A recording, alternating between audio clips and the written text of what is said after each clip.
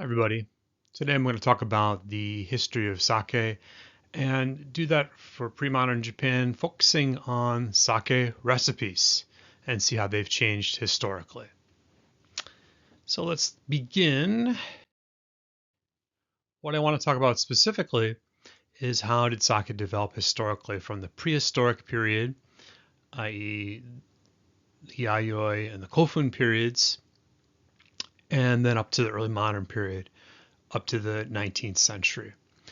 That's a long period of time. So if you're going to talk in rather general terms, but hopefully you'll understand how the recipe for sake developed over this long period of time. Looking first at the prehistoric period and the mystery of chewed brewed sake, and then on to the ancient period and looking at the really funky types of sake recipes that we find in the 10th century. Sake brewing really takes off in the medieval period in Kyoto and also in the temples of Nara. And finally, we're going to look at the rise of the modern sake industry in early modern Japan, 1600 to 1868. So let's get moving. First of all, the question is, when does sake begin? Well, let's think about this in terms of the ingredients for sake. If sake is a grain beverage, well, you need the grains. And the grains arrive in the Yayoi period, which is the second or first millennium BCE. That's when it begins. You might say, well, wait a second. I've heard about the possibility of alcohol in the period before then, the Jomon period, which goes back to 10,000, 12,000 BCE.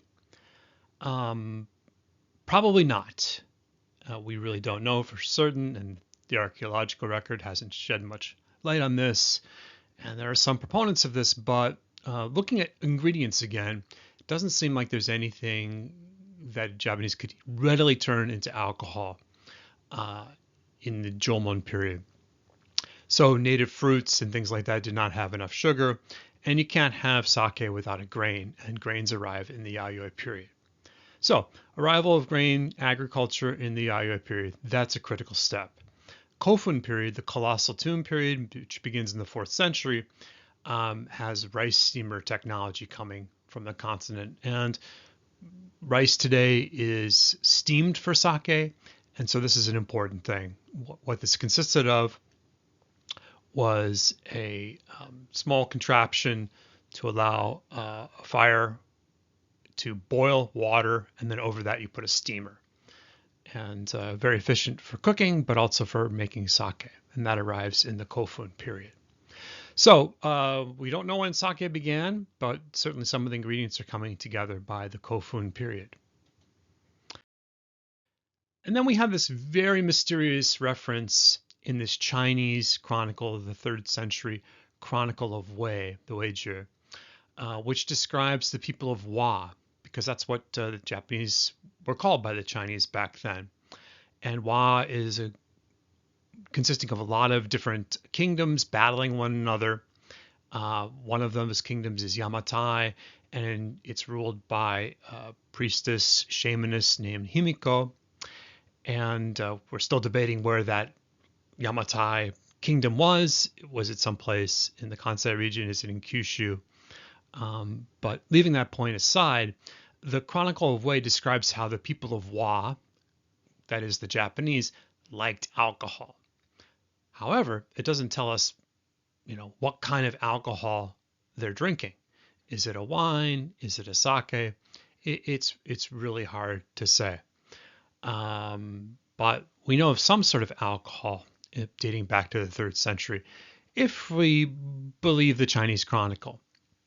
And it's problematic. After all, the chronicle gives you directions to find this kingdom of Yamatai, and people are still debating out where it is. So it's not like just because it's in this chronicle necessarily mean it's historically true. But it's very tantalizing reference to alcohol in Japan dating as early as the 3rd century. And then there's this question of the chewed brew. And I'm sorry, my image is covering up part of the quote here. But there's a reference to this phenomena in the 8th century gazetteer of Osimi. And what these gazetteers are is they're collections of local lore and history and a lot of mythology. So this reference, and we have to say it's one of the only references, practically the only references that I know of for chewed sake. This really has to be taken with a grain of salt or maybe a grain of rice, if you will. But a lot of historians, a lot of armchair historians, put a lot of weight on this idea that sake started as a chewed drink. In other words, rather than using koji to break down the starch into sugar, the way modern sake is brewed, saliva was used to break down the starch into sugar. The amylase, which is an enzyme in the saliva, did that trick. And to support this theory, they quote the Gazetteer of Osimi, which dates to the 8th century. And you can read here, at least partially, where it's not obscured by by myself. In the province of Osimi, a household prepared rice and water and called together the people of the village. When the men and women had gathered, they chewed rice and spat into a large container for sake making, going home their separate ways. When it began to smell fermented, they came back together to drink what they had chewed and spat. The name they called this was chewed sake, or kuchikami. Very evocative, rather gross, maybe titillating for some, but a couple things worth pointing out. First, this is a very lone reference, so you really can't make broad generalizations about it. Yet, internationally, there are all sorts of alcoholic beverages that start this way with someone chewing, especially in South America. But they're found all around the world, so it is a global phenomenon. But it's hard to say, is this the origin of sake in Japan? One thing is very clear is that some scholars who say that it was the work of virgins or young girls who made this kuchikami sake. Well, look at the quote. There's nothing about virgins or young girls here. It's men and women who gathered together. And whether they had a concept of virginity back in the 8th century is a very open question. So we can't really extrapolate on this quote. It's very evocative. In the case of Japan, there's examples of these chewed beverages among the Ainu in Hokkaido and among the people of the Ryukyu Islands. But again, how widespread were they in ancient Japan? We just don't know. But still, a lot of people like to tell the story because it's got a lot of shock value. After all, spitting and drinking. And a final word of warning, this is not something I would try at home. Chewing rice that hasn't been polished, or even polished rice, it's going to hurt your teeth. So not advised to try to make brewed sake this way at home. Moving on. So if it's not chewed brewing, when do we have the first sake? Well, sake depends on this wonderful mold, Koji. And Koji is what takes the starches in the rice and transforms them into sugars, or unlocks the sugars in the rice. So you can't have sake without Koji. So when did Koji arrive in Japan? Well, that's a very good question. And that's one we really can't answer.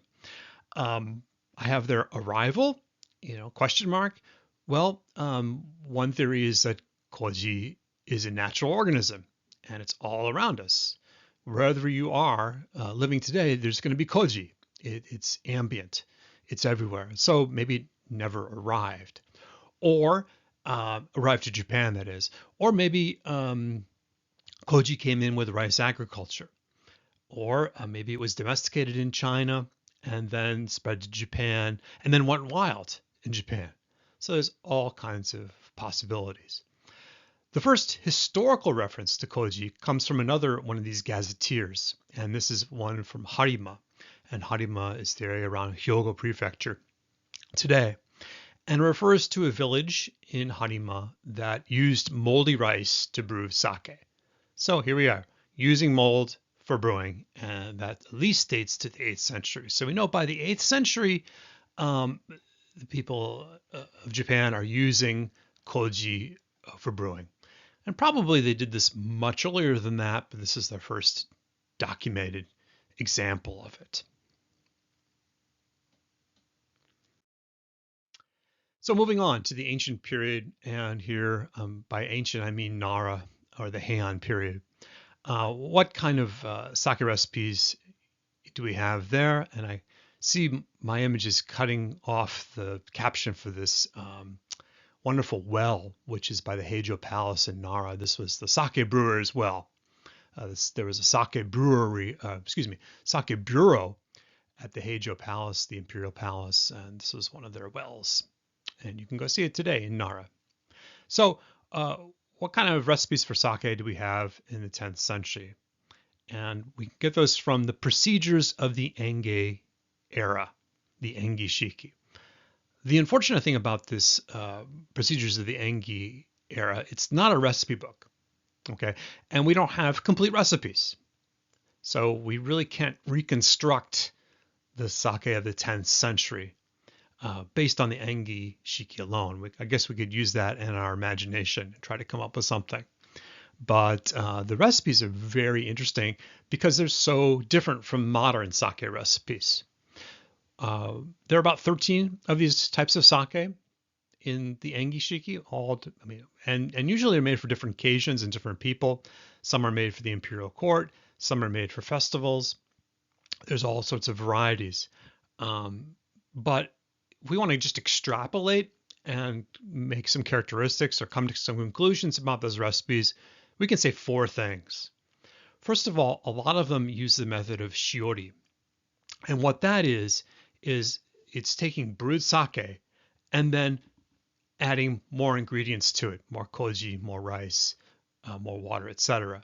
Actually, it's using the brewed sake instead of water. In other words, you're trying to increase the amount of alcohol by starting off with alcohol. And you might do this several more times. There's a reference to in the ancient chronicles of doing this multiple times. Problem is, this is not a very effective technique for making sake. Sake often goes bad, and it's quickly abandoned. But this idea of using brewed sake to make more sake is something that's typical of these 10th century recipes. Another thing that's very interesting to see in these recipes is the use of sprouted wheat or barley, like we would see in beer brewing, because those are used in malting. Beer faces the same challenge as sake, where you have to take a grain and somehow get the sugar out of it so that you can feed the yeast for alcoholic fermentation. And that's what they do for beer brewing is malting. They sprout those grains, usually barley, and then stop the process of them germinating, and then use that as the basis for kicking off the brewing process. Well, they did that in sake brewing in the 10th century in Japan. They were experimenting with this kind of stuff. And they were using brown rice, which makes sense because they had a hard time polishing rice back then. But they're also using different types of grains like foxtail millet, glutinous rice, which is not usually used for sake today. And they're also starting with rice flours. So in other words, they're not using the whole grain. They're using flours for some of these recipes. And we should also leave open the possibility that they're using other types of koji besides Aspergillus oryzae. There are other examples of koji that are used in other parts of the world for different fermentation techniques that do use types of rice flours when they are being created. And so perhaps maybe Aspergillus or the koji that we know of today wasn't the one that's used, or at least was one of many that was used to make these 10th century recipes that we find in the procedures of the Engi era. And like I said, this is not a recipe book. It's a book about ceremonies and courtly rituals and things like that. It just happens to mention what you need to make sake on some occasions. So moving on, thought I'd show you just a little image. It's an early modern image, early modern woodblock print of some aristocrats enjoying sake. imagine these are ancient aristocrats and not early modern courtesans, but there was a game that aristocrats play where they would sit by a stream in a garden and float a cup along the stream. And if you were able to write a poem, by the time the cup reached you, then you didn't have to drink the sake. And you could see how this could quickly degenerate from a poetry party into a sake drinking party. There's a lot of overlap between the two in Japanese history. Who's making the sake for the court? Well, there are these artisans called the sakabe, and saka means sake, and bei refers to artisan groups, and there are all kinds of artisan groups that work for the court in exchange for not having to pay taxes. People made lacquerware, they did performing arts, and they brewed sake. And so a number of these sakabe or sakebe would travel to the court. They came from Yamato, Kawachi, and Setsu provinces, or the modern Nara and Osaka region, Hyogo Prefecture, the modern version of that, and they came to the court and brewed sake there. Moving on to the medieval period, because I clicked the slide too early, but might as well continue. We're now into the Kamakura period, the Muromachi period, the Warring States period. Just wanted to put that chronology up there and put some samurai there to remind us that they're kind of coming to the fore politically in this era of the medieval period. All right. Well, initially, what's the attitude of the samurai to sake brewing? Well, if we go to the Kamakura period, it's problematic. At least that's the way the shogunate saw it, because shogunate was having a lot of financial difficulties. There was a lot of famines at this period of time, and the shogunate would rather see people direct their resources towards food instead of sake brewing. So in 1252, the shogunate went around to all the houses in Kamakura and told people that they could only have one brew pot in their house. And this indicates that a couple things. First of all, there's a lot of home brewing going on. And indeed, there's home brewing going on before this, but this is an interesting reference to it. So there's a lot of home brewing going on in Kamakura. And second, we know how many pots were recorded in a number of pots, and that allows historians to calculate the population of Kamakura around this time, which is around 50,000, figuring that each household had 3 or 4 pots for brewing, and each household had 5 people. Well, those 3 or 4 pots are supposed to just become one pot after 1252. So a third thing we learned from this is the government took a very dim view of brewing. They didn't want people to dedicate their resources to brewing. This is a hard period to live in, lots of famines, epidemics. The government would rather see people eat that food than turn it into alcohol. But folks are doing that. Folks are doing that in all kinds of households in Kamakura. Well, moving on to the next warrior government, the Muromachi period. The Muromachi period takes a much more enlightened view of sake brewing. They don't see it as a drain on the economy. In fact, they see it as an opportunity to gain revenue from the economy. And so they support the development of commercial brewing in Kyoto from the 1300s. And by the early 15th century, there are at least 342 sake breweries in Kyoto. And those sake breweries are called sakaya. Most of these are affiliated with wealthy merchants because they had the capital to invest in breweries. And they had these huge warehouses where they would take in goods, and those were perfect for brewing. So brewing really takes off with the support of the Muromachi government because they taxed the brewers. They did that in a lot of different ways. Taxes on production, taxes on Koji, and the like.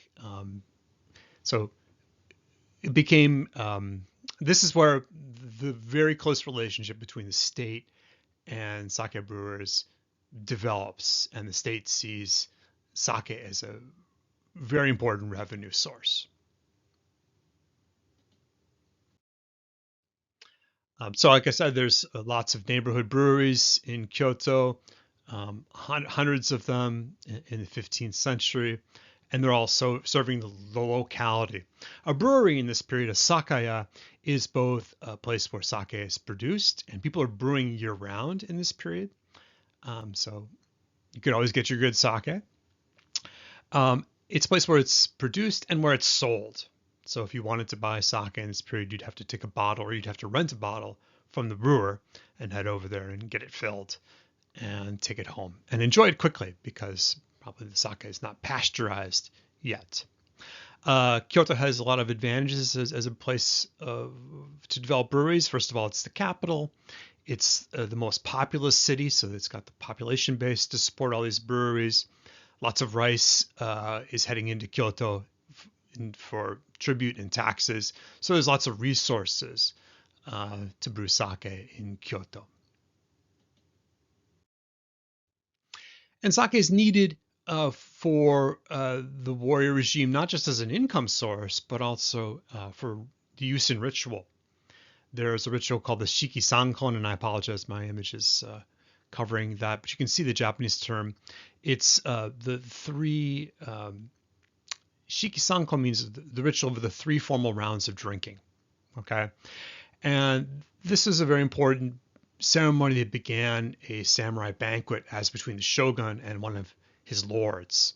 This was a time for a real bonding experience between them.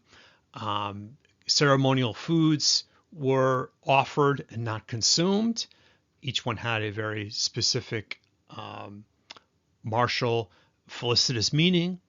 And basically, the Lord and the host would drink to each other using the same cup, and would be a moment for them to bond, not forget their vertical bonds. So they were still Lord and host, or Lord and follower, but it was a sort of a private moment for them to solidify this relationship between them. So very important ritual that occurred before a banquet. Probably one of the most important ceremonies of state in the Muromachi period were these sake drinking rituals between the shogun and his warlords, or between other people too. And so the Shiki Sankon ceremony of sake drink would precede a multi-tray banquet.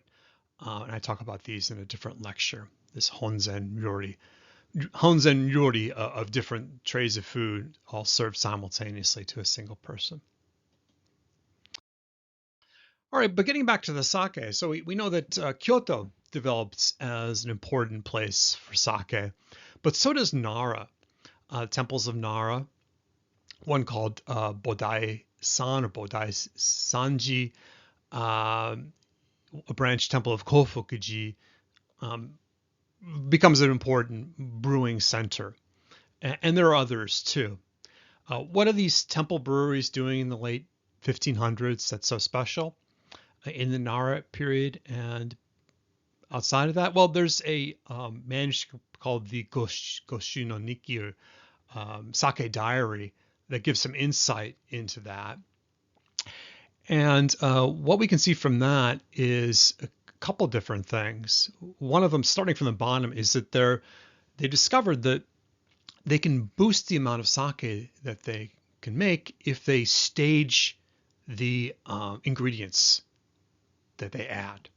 So in other words, if you add a lot of ingredients at once, that overwhelms the yeast, and it just won't get good sake out of that. But if you add some ingredients and then you wait and you add more ingredients later, you can do two-stage brewing, you can make more sake. You won't overwhelm the yeast that way. And so we see lots of recipes in the sake diary, sake journal, that indicate this 2-stage brewing process. Not lots, I should say. A couple of recipes indicate this, but it's something that people have figured out. They would just double the ingredients. They'd wait a couple of days after the fermentation had taken place, and then add more ingredients. So that's one thing. Also, they're experimenting with using all polished rice.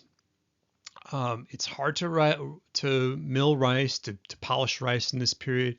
And so to make sake with using entirely polished rice, or what's called morohaku sake, that's a considerable investment to make it for the koji, to make it for any additional rice that you would add. So it's a considerable investment of time and resources, but people are doing that because they discovered this morohaku polished, all polished rice sake tastes better. So in the late 1500s, late 16th century, we see Nara and the temples of Nara developing as a brewing region. We see the introduction of some polished rice, all polished rice sake, the morohaku, and 2-stage brewing for some recipes. And the innovations continue in the late 1500s. Typically in this period, people are producing sake twice a year. At least that's what they're doing at the Nara temples. Probably in Kyoto, the Kyoto breweries are brewing sake year-round, but they're doing it twice a year. And they've realized that the sake that's brewed in the wintertime tastes a lot better. So they've come to this realization by the end of the 16th century that winter sake tastes better because the fermentation process is longer. And it spoils less readily because it's the wintertime. There's less microbes that are around because of the colder temperatures. So sake is typically produced by these breweries twice a year, and they're also ramping up production. They're switching from these old ceramic pots to barrels, and I'll talk more about that in a moment. And they're pasteurizing sake. They realize that if you just heat the sake a couple times, you can end the fermentation process, you can stabilize the sake, it'll last longer. Now that's not the only thing that they're doing to stabilize sake in this period. They're also adding ash because that helps to mollify the acidic taste that develops in sake. So that's a technique that's being used, but pasteurization really kicks off. Now there's some problems with it in this period because it doesn't help if you pasteurize the sake and you return it to the same container that it was originally stored in. So they don't really understand the full mechanics of pasteurization the way we do scientifically, but they understood that sake had a longer shelf life if you pasteurized it. And that's something I think we have to realize, that folks back then didn't have a modern understanding of brewing. They didn't know what yeast was. They didn't know that Koji was a microorganism, but still through experimentation, they're able to make improvements.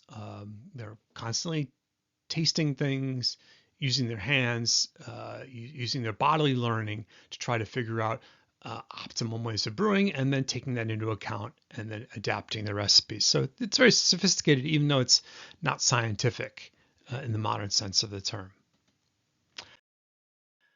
Moving on to the early modern period, this is the Edo or the Tokugawa period, a period of peace after this period of warring states. And this period begins in the 17th century.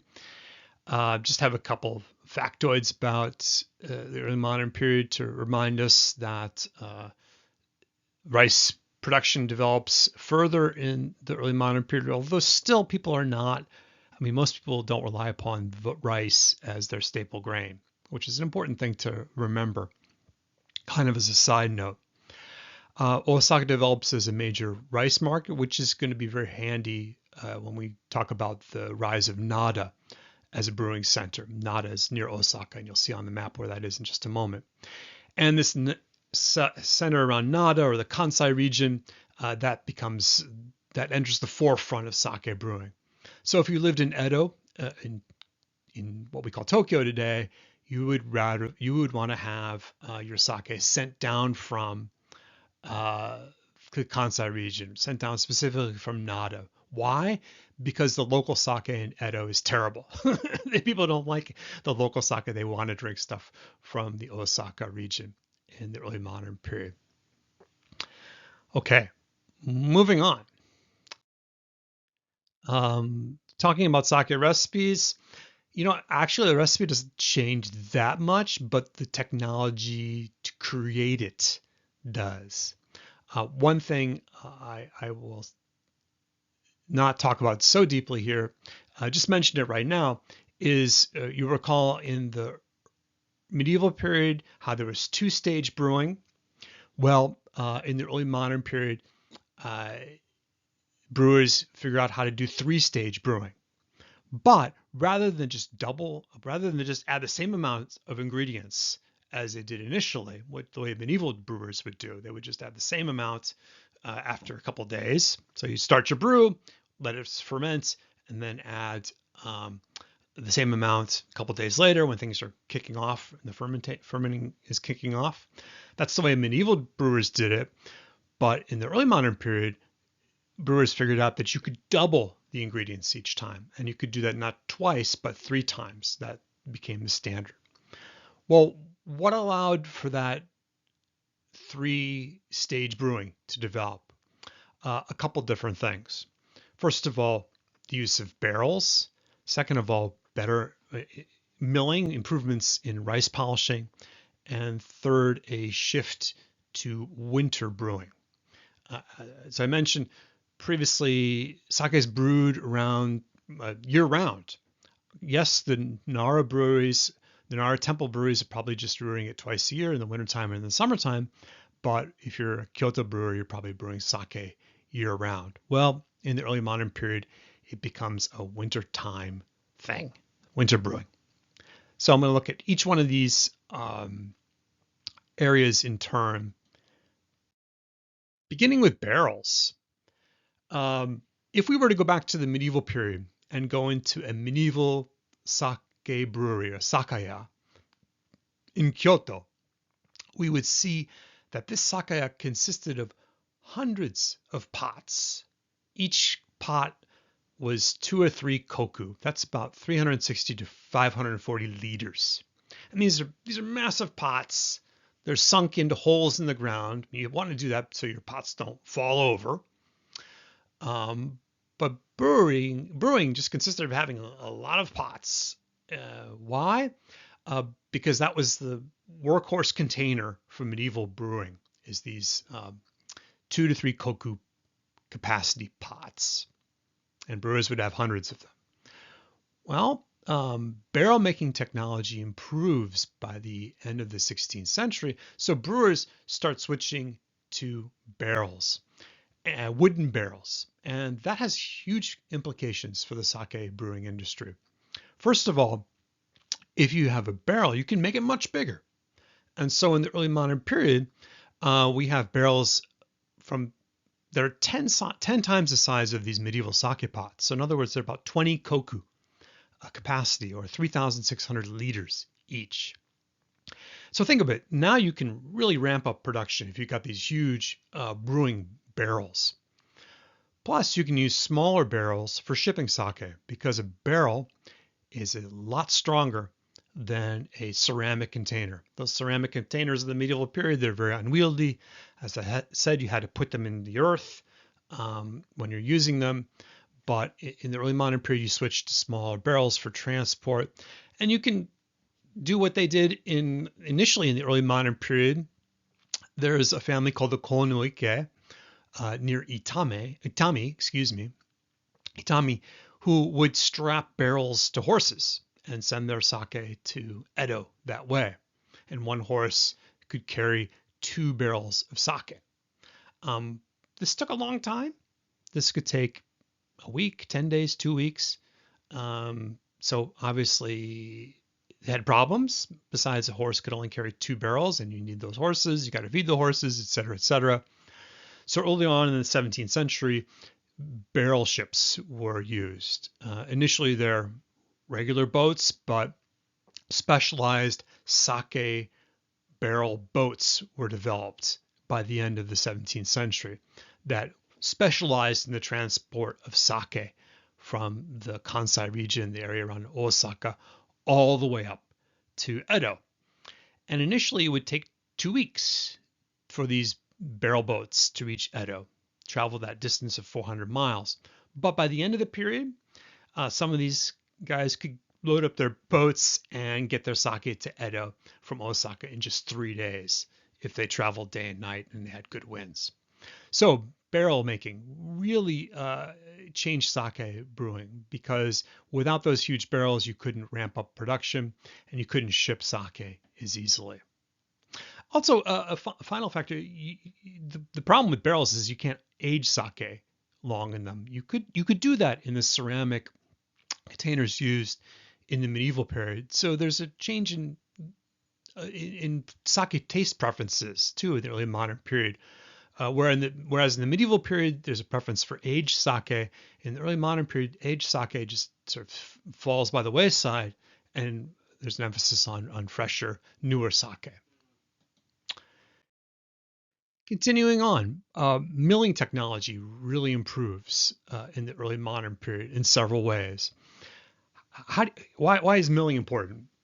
Well, milling is what takes the outer bran from the rice, and then the more you mill the rice, you get rid of fats and proteins that can affect the taste of the sake. So that's why these premium sake today are milled to such an extreme amount. But that takes a lot of time and a lot of technology, and that was slow in developing. Back in the medieval and ancient period, if you wanted to mill rice, whether for food or for sake, you had to use a standing mill. You had to have rice in a stone mortar, and you would pound on it. And that's a very laborious process. Very labor intensive. No wonder you didn't want to make a lot of morohaku sake, because it just took a lot of time to polish the rice. Well, in the early 17th century, there's a switch to this new technology of the pedal mortar. And you can see in the photograph this guy who's standing, and he can just use his feet to drive a mortar up and down. And this is much more efficient. It's much less work. These rice milling shops featuring pedal mortars open up in the 17th century, and you can polish more rice more effectively using a pedal mortar. So that's just great. That's something that develops in the 17th century and allows more people to have polished rice. Well, it's not just the pedal mortar that develops. Later on, the water wheel mortars are used to polish rice. So a pedal mortar, might have, if you had a shop that's polishing rice, you might have half a dozen guys in there operating these mortars day in and day out. Well, if you have a water wheel, you could connect up to 40 mortars with it and produce much more rice in a day. A pedal mortar place could maybe produce 6 koku of rice with 17 to 18 mortars, and a water wheel could make 16 koku of rice. But wait, there's more. With a standing or pedal mill, you can only mill the rice down to about the equivalent of modern table rice, which is 92% seimai buai. With a water wheel, you can go even further. You can go an additional 6%. So you can make even more highly polished rice with a water wheel. And these water wheels initially take off in the medieval, the mid-Edo period, the middle of the early modern period. And where do they take off? It's very significant. They take off in Itami, Ikeda, Nishinomiya, and Nada. So this region where sake brewing really takes off in Japan, it grows up thanks in great part, to the use of water wheels in that area to mill rice, making it much more efficient to get a lot of rice and to mill it at a higher rate to make tastier sake. There's a switch also to winter brewing. And This comes about because the warrior government really wants to cut sake production. So they tell brewers in the 17th century, okay, you can't brew sake year round. You have to only brew it in the wintertime. But this is not such a bad thing, because we've already seen that people in the 16th century, the brewers of the 16th century, the temple brewers understood that winter sake tasted better. So it's not such a bad thing. Winter brewing becomes standardized. And what that means is not only can you potentially make better sake in the wintertime than you could in the summertime, but also it means that you're going to be making sake not year round, but only for a couple months. So you need a seasonal labor force. And if you're ramping up production, if you want to make lots of sake, you need a lot of workers. So suddenly, sake making is not a family industry anymore. It's an industry involving needing lots of manpower. And here the key term is manpower, because you need a lot of guys to do the heavy lifting. Sake brewing is hard work, whereas in the past, if you're just doing it at home, the whole family can do it. But in this age, you need a lot of workers. They have to be seasonal workers. And you could find seasonal workers because there are farmers and fishermen from various regions who can't work in the wintertime, so it works very well. The sake breweries can hire them. They can travel from different places.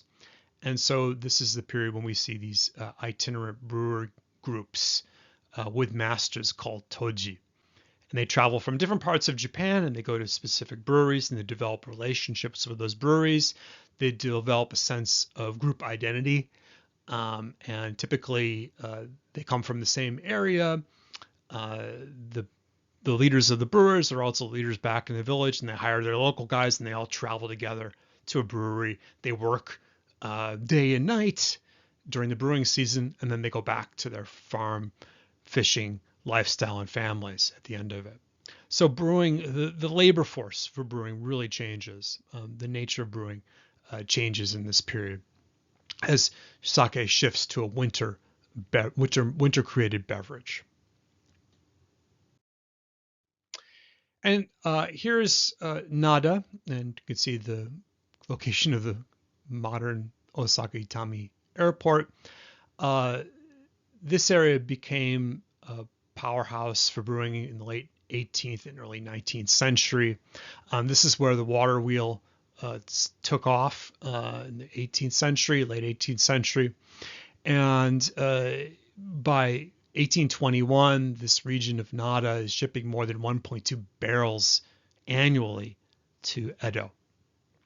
So quite something. This region became famous for its sake brewing. So part of its technology, part of it's the story of having access to rice from Osaka.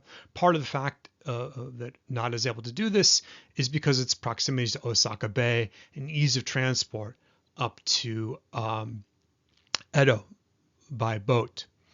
But of course, if you ask people back in the day, what's the secret to Nada's brewing success? Locals will tell you it's in the water. And what do they mean? Well, they're referring to Miyamizu, or the water associated with Nishinomiya Shrine, which is very low in iron, and that makes for better brewing. And it's very hard water too, so that's excellent for fermentation. So there is a drop of truth in there that the water of Nada and Nishinomiya in that area is a bit different from other parts of Japan. Maybe it doesn't account for everything. I think there are other structural reasons why this area takes off. It's important for brewing, but it's something that people will often talk about, the high quality of the water used in Nada sake brewing. So Nada becomes a forefront area for brewing, and the Toji of Nada spread these methods to other parts of Japan. And some places it works, and in some places it doesn't. They try to do this in Edo. They hire Toji from Nada, these master brewers from Nada, and it just doesn't work. The sake that's produced in the Edo region is still bad, according to the folks of the age. So we can see this reflected in a wonderful print by Utagawa Hiroshige, Peace, Joy, and the Price War of Sake in Confectionery. And here we have this wonderful battle between sweets and sake. And we could spend a whole lecture identifying the sweets. You can see people are using candy canes. So the sweets are themselves samurai, but they're also the weapons of the samurai. And the same is true of the sake. You can see there's a fellow who's got a sake cup face. And there's other, ephemera used in sake brewing. But one thing we should note is the prominence of brewers from the Kansai region. So if you look carefully in the top right corner, you'll see a banner. And that banner is for Kenbishi Sake. And what it is, it looks kind of like an exclamation point over a dot. And actually that's a sword over a chestnut, which signifies Kenbishi. Ken is the sword, Hishi is the water chestnut. And there are other sort of local Kansai area sakes there. Otokoyama, Kamiya. There's also different varieties of sake. We can find Nigori sake. We can find Morohaku sake. There's sake for flower viewing parties. Hiroshige has very conveniently labeled all these sake. Let's see if we can get a close-up of some of these guys. Yeah, here we go. You can see the Kenbishi mark in the top right corner here. And I don't know who's winning in this battle. Is it the sweets or the sake? It's hard to say. I think the purpose of this scroll is to kind of poke humor at the idea that sweets and sake are necessarily enemies. You could enjoy both, although there are people who are teetotalers who prefer sweets, and of course there's people who prefer sake, and sake today at least tends to be kind of masculine, and sweets tend to be kind of feminine if we want to generalize about the consumption of these things. But really it's kind of silliness to think of these would battle one another, except maybe in our imagination. And the lovely thing about this scroll is that we can enjoy it and find all kinds of different things each time we look at it. But stepping back from it, we can see how sake is developed as a consumer good, as have sweets. There's all kinds of different varieties, all kinds of very famous makers that have appeared in the early modern period. People have a really good understanding of what sake is and the varieties available. And that shows you the growth of a consumer market of sake. And if we think back, sake is the only alcoholic beverage of choice. Yes, there's some shochu that's being brewed, some distilled spirits, but actually that's being used in sake. So the brewers of Nara, one reason why they had such dry sake is they were adding shochu to it to stabilize it. And that helped to stabilize the sake before they sent it off to Edo by boat. So I hope you enjoyed this lecture. I'm going to talk more about the recipes for sake in the modern period in the next lecture. And I'm just going to plug the reference for this lecture, which is my forthcoming book, Kanpai, The History of Sake, which will appear in October 2025. So thank you for your attention, and I'll see you next time.